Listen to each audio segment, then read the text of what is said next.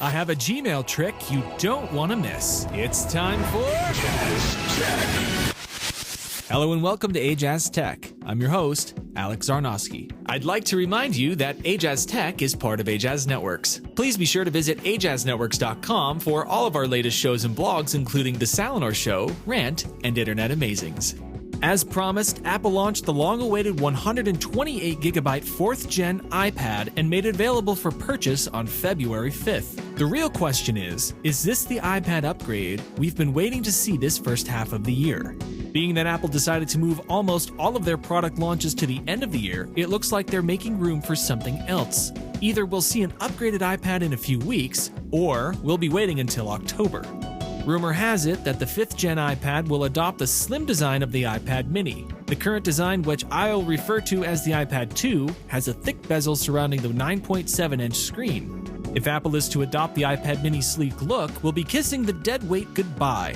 It's actually unnecessary to have, given that iOS 6 contains an update that enables the multi-touch display to detect when a user is holding the edges of the screen. Also, I don't believe it'll be called the iPad 5. It's technically the 5th Gen iPad. It should most technically be named the iPad 3 because it would be the third design change of the iPad production line. However, Apple dropped the number system in 2012 with the debut of the 3rd generation iPad. 7 months later, the 4th Gen was released. If the iPad is to have a 7-month cycle, expect to hear an announcement come the end of March. Chromebooks are an excellent alternative computing platform if you're always connected to the internet. Well, who isn't always connected to the internet? $200 essentially means you'll get Google Chrome on a screen. Why is this more tempting than, say, a Windows laptop that runs nearly every piece of software known to humans? The only thing Google could do is make the hardware more compelling while keeping the price reasonable. A video leaked last week showing what appeared to be the next version of the Chromebook line called the Chromebook Pixel. A sleek aluminum design not far off from the current line of MacBooks on the market with a built-in touch display.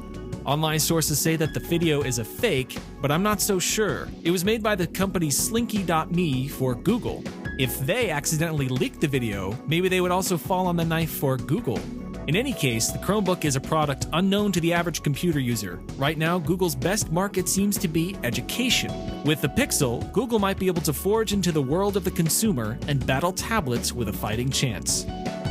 Epic Games finally announced that Infinity Blade Dungeons studio, Impossible Studios, will be shut down. This explains a lot. Infinity Blade Dungeons was demoed on stage at Apple's March 2012 iPad event and was expected to be released by the end of the year. When the end of the year arrived, however, Infinity Blade Dungeons was pushed to sometime in 2013. We shouldn't expect it to come out anytime soon, as it has been delayed indefinitely. Specific reasons behind the studio shutting down remain a secret, with Epic Games founder Tim Sweeney saying it wasn't working out for Epic. Employees are being let go with 3-month severance, and Impossible Studios is being allowed to branch off and become an independent company with the same title. So what will become of Infinity Blade Dungeons? It looks like it'll spend a lot of time doing nothing in a deep dark place for a very long time. Finally, I'd like to share a tip with Gmail users. It's actually something I learned on Google+. It's totally appropriate given that this tip involves the plus symbol.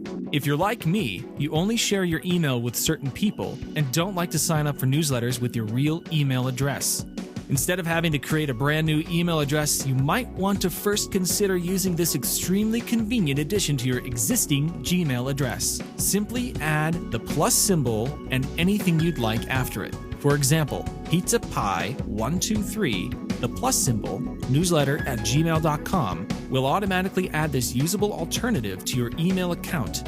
I will caution you, some services may or may not support this handy trick. Also, you are still giving away the meat and potatoes of your Gmail address, that being pizzapie123. It's just as easy for spammers to clip the first half of the address and spam away at your precious account.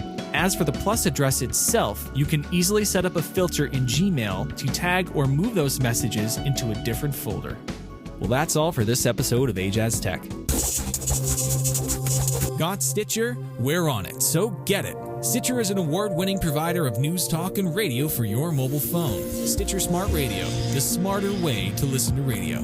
You You can find all of our podcasts, including Cinema Clash and The Salinger Show, at AjazzNetworks.com. Follow me at twitter.com/AjazzTech and search for my name on Google+. You can email me at ajazztech@gmail.com. You can find this show and more at Ajazz Networks.